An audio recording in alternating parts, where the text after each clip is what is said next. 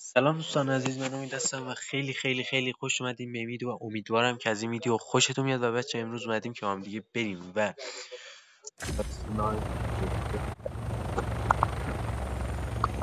برطرف رو با هم دیگه بررسی کنیم با امویچ.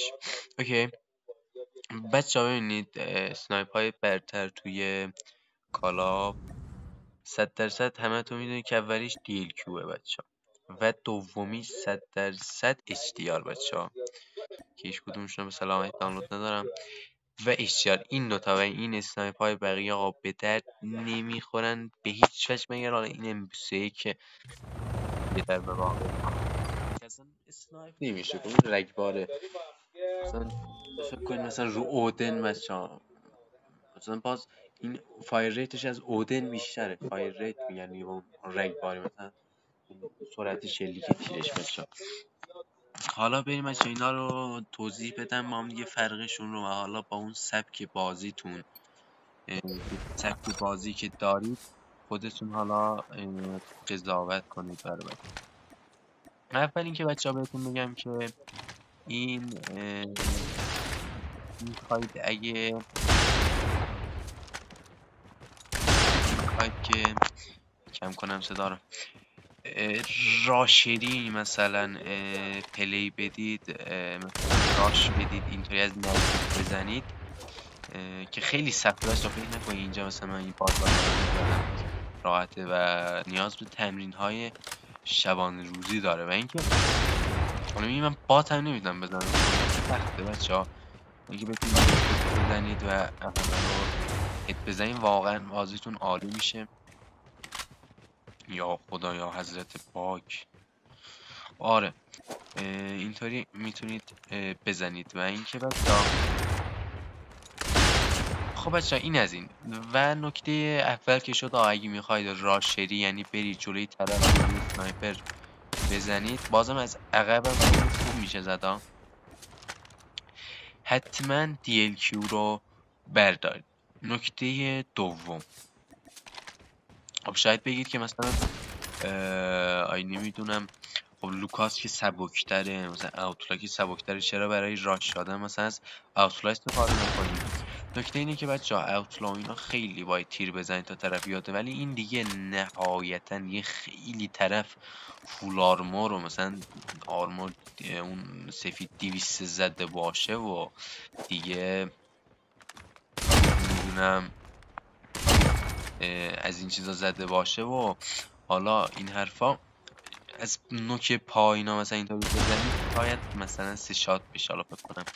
ولی دیگه از بالاتنه مثلا مثل این سینه و اینا مثلا بزنید طرف 2 شات مرده. نگاه کنیم مثلا این از این.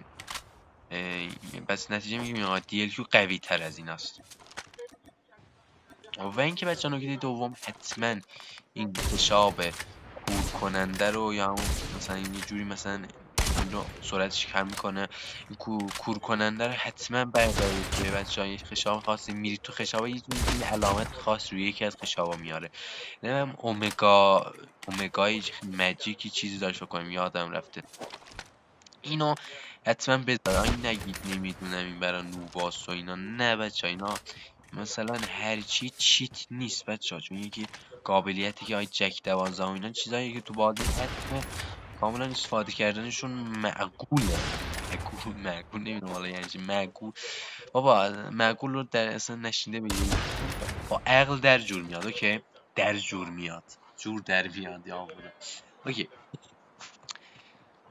حالا این از این. نکته سوم که حتما خشاب کور کننده رو بذارید و اینو وقتی بزنید نمیدونم اینجا بزنم میشه مثلا بچسبم به دیوار میشه اینجا کنم تو بتن مثلا بزنید بشه. این از این بچه ها. خب اوکی این از نکته سوم. و نکته چهارم، ببینم نکته چهارم آیا باقی میماند. فکر کنم نکته چهارم باقی نمیماند. این از این بچه ها.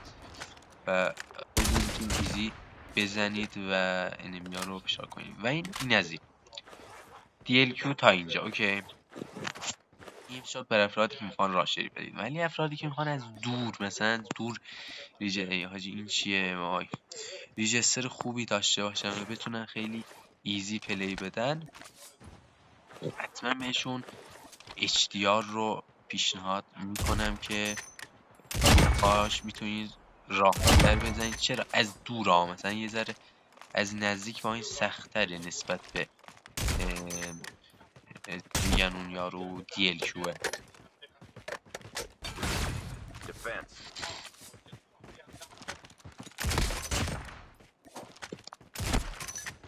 آره خلاص داشتم میگفتم بچه این از این و همین دیگه.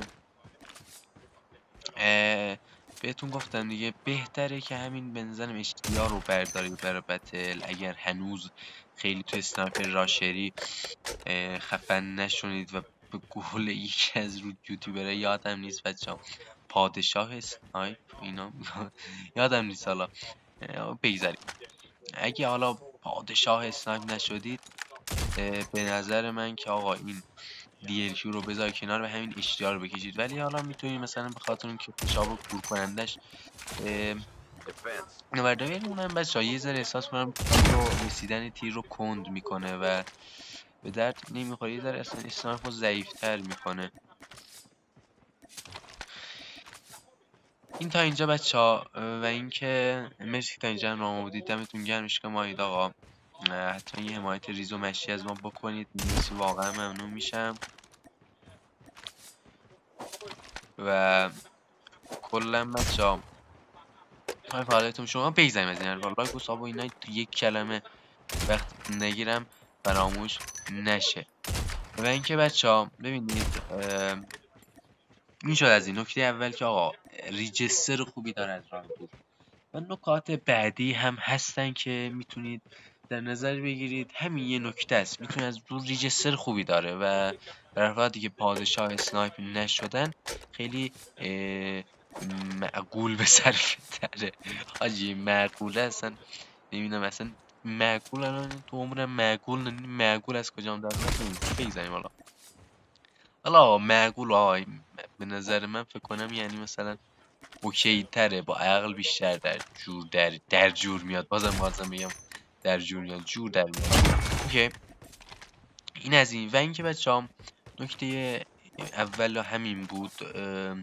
نکات دوم که آدم مثلا اسنایپر جوری مثلا یه مشکلی که داره نگاه کن کناراش بسته است، این DLQ نمیتونی کنارا رو ببینید.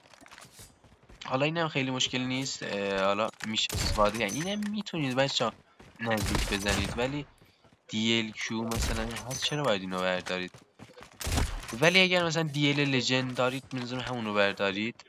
مثلا HDR لژند دارید ولی DL لژند ندارید HDR لژند رو بردارید. حالا میتیک دارید نو اوکی مهم نیست. خب این تا اینجا به نظر من بین اینا من DLQ رو انتخاب میکنم، ولی حالا علی حال فعلا خودمون HDR به نظرم استفاده کنم، چون من هنوز اونقدری نشدم که مثلا بتونم از DLQ استفاده کنم و پادشاه اسنایپر نشدم. و این از این. مرسی که تا اینجا همراه ما بودید، دمتون گرم. مرسی بچه‌ها، عشق مایید. فعلا خدا نگهدار.